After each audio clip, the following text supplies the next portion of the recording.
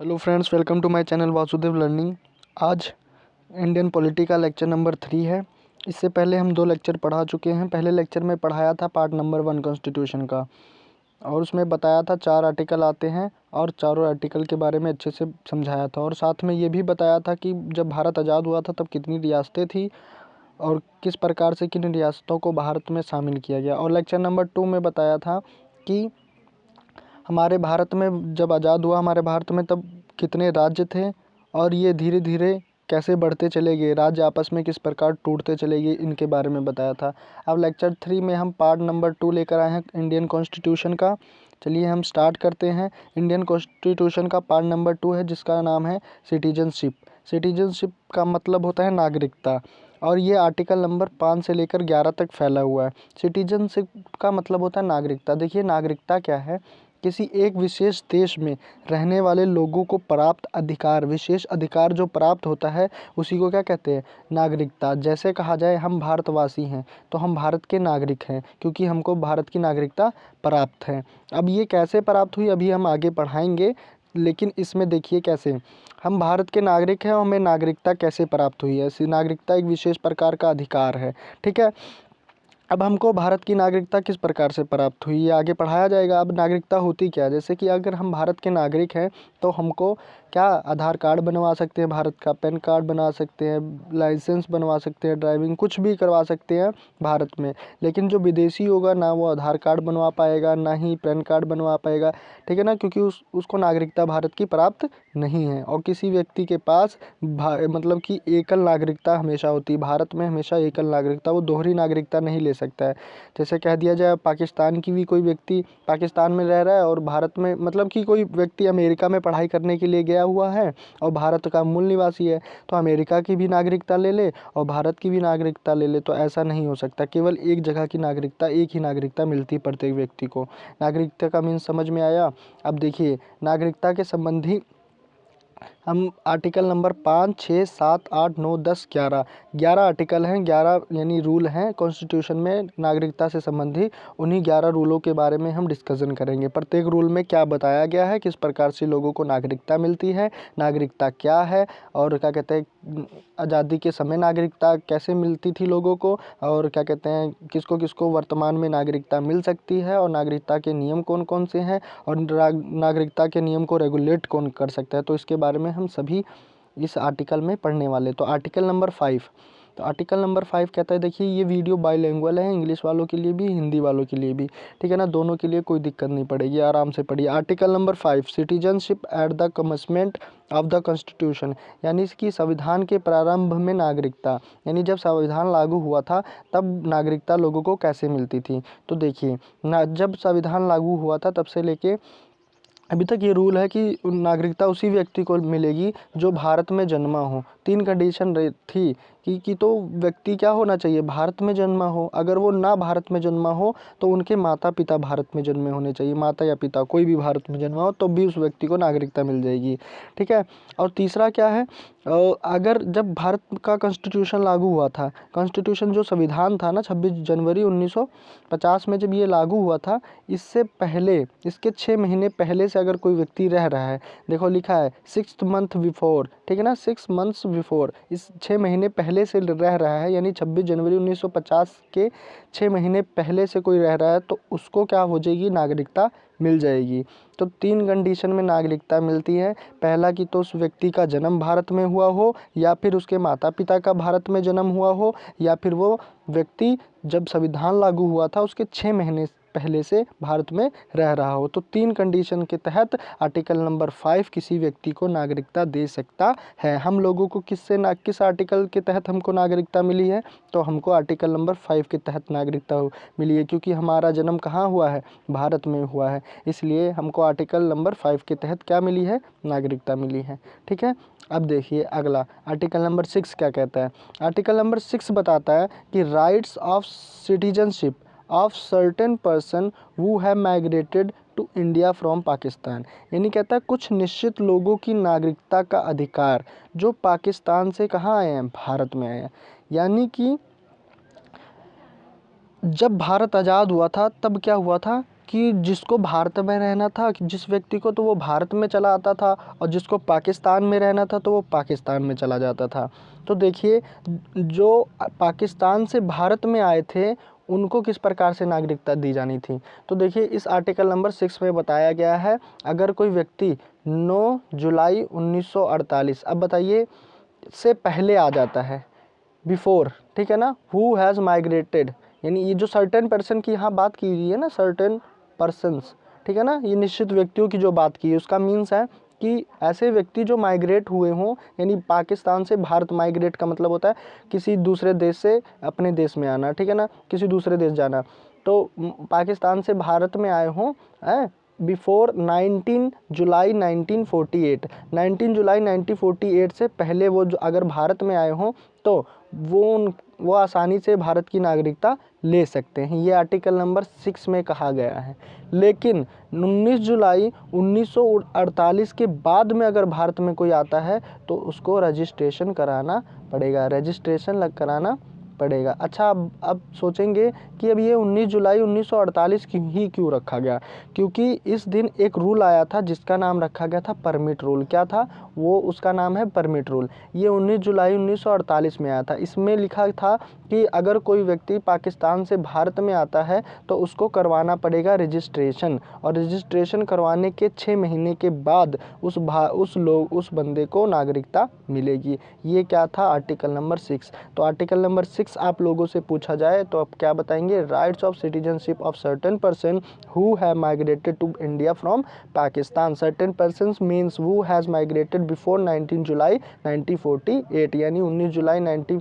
अब इसका हिंदी में सुन लीजिए। आर्टिकल नंबर 6 यह कहता है कि उन लोगों को नागरिकता का अधिकार है जो पाकिस्तान से भारत में आए थे। कब आए थे? 19 जुलाई 1948 से पहले। या उनको कैसे नागरिकता दी जाएगी? तो आर्टिकल नंबर 6 के तहत दी जाएगी। अगर वो 19 जुलाई 1948 के बाद में आते हैं तो उनको रजिस्ट्रेशन करवाना पड़ेगा। रजिस्ट्रेशन करवाने के 6 महीने के बाद उनको आर्टिकल 6 के तहत क्या मिल जाएगी? नागरिकता मिल जाएगी। ये किसकी बात की है? जब कहाँ से आए हों? पाकिस्तान के लोग कहाँ आए हों? इंडिया में आए हों, ठीक है ना। अब आर्टिकल नंबर 7 देखो। आर्टिकल नंबर 7 क्या कहता है? कहता है बिफोर 1 मार्च 1947 इंडिया, पाकिस्तान, इंडिया। आप समझ नहीं पाए होंगे क्या लिखा है। देखिए, शॉर्ट ट्रिक में लिखा है। कहता है अगर कोई व्यक्ति 1 मार्च 1947 से पहले, देखिए जब हमारा भारत 1 अगस्त 15 अगस्त 1947 को जब हमारा भारत आज़ाद हुआ था, तब क्या कहते हैं, 15 अगस्त 1947 को जब आज़ाद हुआ था तो कुछ लोगों को पहले ही पता चल गया था कि भारत बंटने वाला है। मतलब सबको पहले ही पता चल गया था कि अब भारत का विभाजन होने वाला है इंडिया और पाकिस्तान में।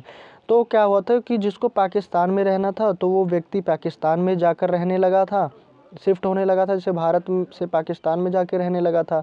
और जिसको भारत में रहना था तो वो पाकिस्तान से किस में आ जाता था? भारत में आ रहा था। आज़ाद होने से पहले ही उनको पता लग गया था कि भारत विभाजित होने वाला है। तो वो जिसको जहाँ रहना था, जहाँ पसंद था रहना, वो जा सकते थे। अब देखिए, ये नागरिकता उन लोगों की बात कर रहा है तो जो भारत में रहते थे। पहले वो भारत में रहते थे। अब उनको जब पता लगा कि भारत का विभाजन होने जा रहा है पाकिस्तान के रूप में, तो उन्होंने कहा अब हम भारत में नहीं रहेंगे, हम भी कहाँ चले जाएंगे? पाकिस्तान में चले जाएंगे। तो कुछ ऐसे लोग थे जो कहाँ चले आए? पाकिस्तान में चले आए। कहाँ चले आए? पाकिस्तान में चले आए। कहाँ से आए? भारत से। और कब आए? 1947 से पहले पहले क्या हुए? भारत से कहाँ चले आए? पाकिस्तान में वो चले आए, ठीक है। परंतु यहाँ पर कुछ ऐसे अत्याचार हुए आज़ाद होने के बाद में कि वो लोग सहन ना कर पाए, ठीक है ना। वहाँ पर वो सर्वाइव नहीं कर पाए किसी कारणवश। तो वो वापस क्या आना चाहते हैं? वापस कहाँ आना चाहते हैं? भारत में। कहाँ आना चाहते हैं? इंडिया में। और आना चाहते हैं और रहना चाहते हैं यहाँ पर। तो उनको नागरिकता भारत की मिलनी चाहिए, ठीक है ना। तो उनको नागरिकता कैसे मिलेगी? वो आर्टिकल नंबर 7 के तहत क्या मिलेगी? नागरिकता। यानी कि आर्टिकल नंबर 7 ये बताता है कि 1 मार्च 1947 से पहले कोई व्यक्ति भारत छोड़कर पाकिस्तान गया हो और उसके बाद अगर वो वहाँ का अत्याचार ना सह पाए या सर्वाइव ना कर पाए तो वो पुनः भारत में आना चाहता हो तो उसको नागरिकता आर्टिकल नंबर 7 के तहत दी जाएगी। अब आर्टिकल नंबर 8 देखिए क्या कहता है। आर्टिकल नंबर 8 कहता है citizenship of person of Indian origin residing outside India.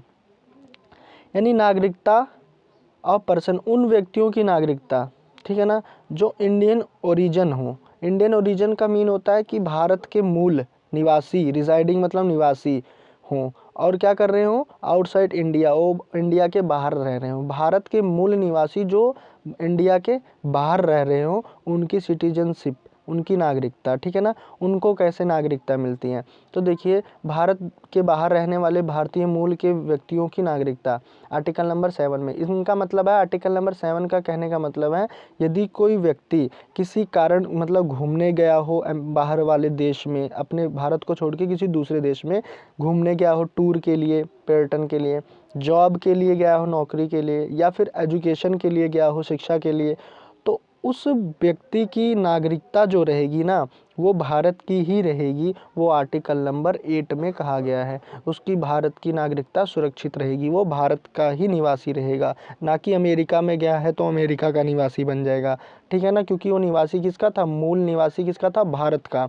तो इसलिए वो कहाँ का नागरिक रहेगा, भारत का ही नागरिक रहेगा, उसकी नागरिकता भारत की ही रहेगी। ये आर्टिकल नंबर 8 को में बताया गया। यानी फॉरेनर की सिटीजनशिप किसके में बताई गई है, 8 में, आर्टिकल नंबर 8 में बताया गया है। ठीक है, समझ में आया। अब आर्टिकल नंबर 9 पर आते हैं। आर्टिकल नंबर 9 देखिए क्या कहता है। आर्टिकल नंबर 9 कहता है कि person voluntarily acquiring citizenship of a foreign state not be a citizen, ठीक है ना।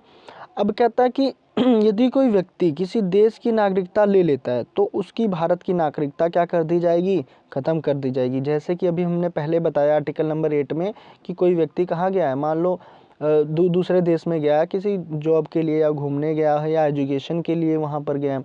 अब वहाँ पर जाकर ये क्या करता है, रहता है।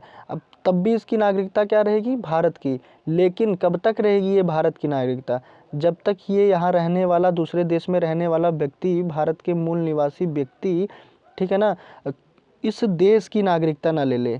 मान लो कोई व्यक्ति पढ़ने के लिए कहाँ गया, अमेरिका गया है भारत को छोड़ के, अब वहाँ रह पढ़ रहा है। अब अगर ये, इसकी नागरिकता भारत की ही रहेगी। कब तक भारत की रहेगी, जब तक ये अमेरिका की नागरिकता नहीं ले लेता। अगर ये अमेरिका की नागरिकता ले लेता है तो गलती से भी अगर ले लिया तो क्या कर लेगा, इसकी भारत की नागरिकता क्या हो जाएगी, तुरंत ख़त्म हो जाएगी, ठीक है ना। इसलिए क्या है, आर्टिकल 9 में क्या बताया गया है, फॉरेनर की नागरिकता किस प्रकार से ख़त्म, विदेशियों की नागरिकता किस प्रकार से ख़त्म करनी है, ठीक है ना। ये आर्टिकल नंबर 9 में बताया गया है। कब ख़त्म की जा सकती है, जब ये किसी दूसरे देश की नागरिकता ले तो इनकी नागरिकता आर्टिकल नंबर 9 के तहत क्या हो जाएगी, ख़त्म हो जाएगी। आर्टिकल नंबर 8 कहता है कि अगर कोई व्यक्ति दूसरे देश में जाके रहता है तो उसकी नागरिकता बनी रहेगी।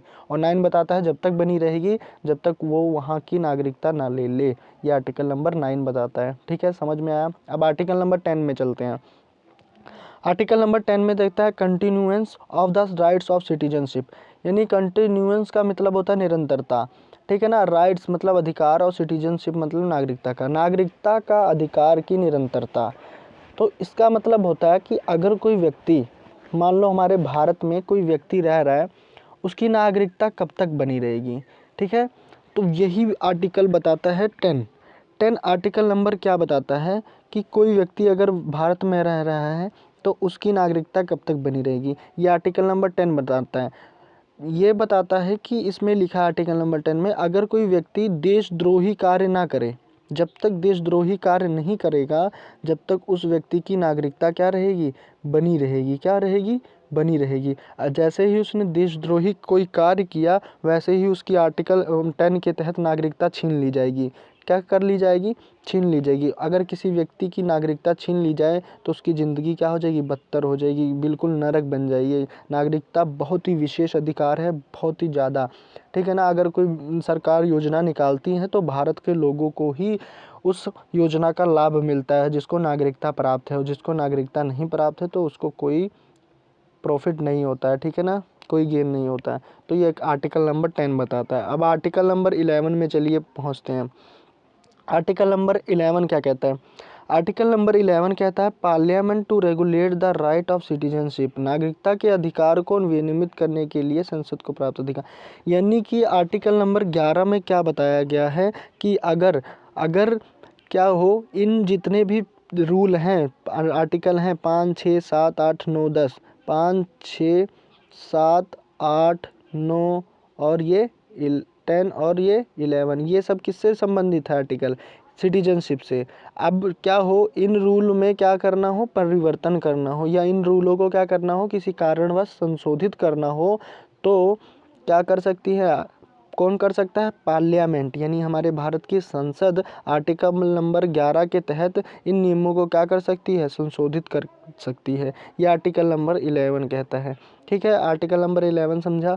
अब देखिए स्टार्टिंग से आर्टिकल नंबर 5 क्या कहता है कि भारत में किस प्रकार से नागरिकता मिले, यानी कि भारत, सुनो शुरू से, कॉन्स्टिट्यूशन का हम पार्ट 1 पढ़ चुके हैं, ये पार्ट 2 है। पार्ट 2 में सिटीजनशिप है, यानी भाग नंबर 2 में सिटीजनशिप यानी नागरिकता, उसमें 5 से लेकर 11 आर्टिकल आते हैं। आर्टिकल नंबर 5 में क्या बताया गया है कि किस प्रकार से लोगों को नागरिकता दी जानी चाहिए। हम उनको नागरिकता मिलनी चाहिए जो भारत में पैदा हुए हों। आर्टिकल नंबर 5 में बताया गया है जो भारत में पैदा हुए हों या उनके माता पिता पैदा हुए हों, या वो जब संविधान लागू हुआ था उसके 6 महीने पहले से भारत में रह रहे हो, तो इन तीनों लोगों को क्या मिल सकती है? आर्टिकल नंबर 5 के तहत नागरिकता मिल सकती है। आर्टिकल नंबर 6 क्या कहता है? आर्टिकल नंबर 6 ये कहता है कि उन निश्चित व्यक्तियों को नागरिकता मिलेगी जो भारत से पाकिस्तान में आए हों। अगर वो 6 जुलाई 1948 से पहले पाकिस्तान से भारत में आए होंगे तो उनको कोई रजिस्ट्रेशन नहीं कराना पड़ेगा। लेकिन अगर वो 19 जुलाई 1948 के बाद में भारत में आए हैं तो उनको क्या होगा? रजिस्ट्रेशन कराना पड़ेगा, और रजिस्ट्रेशन कराने के 6 महीने के बाद उनको भारत की नागरिकता मिल जाएगी। आर्टिकल नंबर 7 वो कहता है कि अगर कोई व्यक्ति 1 मार्च 1947 से पहले भारत छोड़कर वो पाकिस्तान में रहने के लिए गया हो, बस किसी कारणवश वहाँ सर्वाइव ना कर पाने की वजह से वो वापस भारत आना चाहता हो, तो उसकी नागरिकता आर्टिकल नंबर 7 के तहत मिलेगी। आर्टिकल नंबर 8 कहता है कि यदि कोई व्यक्ति भारत का मूल निवासी अगर किसी दूसरे देश में किस लिए गया हो, टूर के लिए गया हो, जॉब के लिए गया हो या एजुकेशन के लिए गया हो, तो उसकी नागरिकता आर्टिकल 8 के तहत इंडियन नागरिकता मतलब इंडियन सिटीजनशिप उसकी बनी रहेगी। आर्टिकल नंबर 9 के तहत कहा जाता है वो फॉरेनर जो भारत में टूर के लिए गया हो, शिक्षा के लिए गया हो, जॉब के लिए गया हो, उसकी नागरिकता तभी तक बनी रहेगी जब तक वो दूसरे देश की नागरिकता ना ले। और आर्टिकल नंबर 10 क्या कहता है कि किसी भारत के किसी व्यक्ति की नागरिकता तब तक बनी रहेगी जब तक वो कोई देशद्रोही कार्य ना करे, यानी कि नागरिकता के अधिकारों की निरंतरता। आर्टिकल नंबर 11 क्या कहता है? Parliament to regulate the right of citizenship, यानी पार्लियामेंट की नागरिकता के नियमों में क्या कर सकती है? संशोधन कर सकती है। तो ये जितने भी आपको नागरिकता संबंधित नियम बताए हैं, आर्टिकल बताए हैं, ये जब संविधान बना था तो इतने नियम संविधान में लिखे गए थे। लेकिन समय बीतता गया तो इन आर्टिकलों में कुछ ना कुछ संशोधन हुआ। तो इन संशोधनों को हम कल की वीडियो में लेकर आएंगे। और आपको अगर ये वीडियो अच्छी लगी हो तो हमारे इस वीडियो को लाइक करें और अधिक से अधिक शेयर करें। Thank you.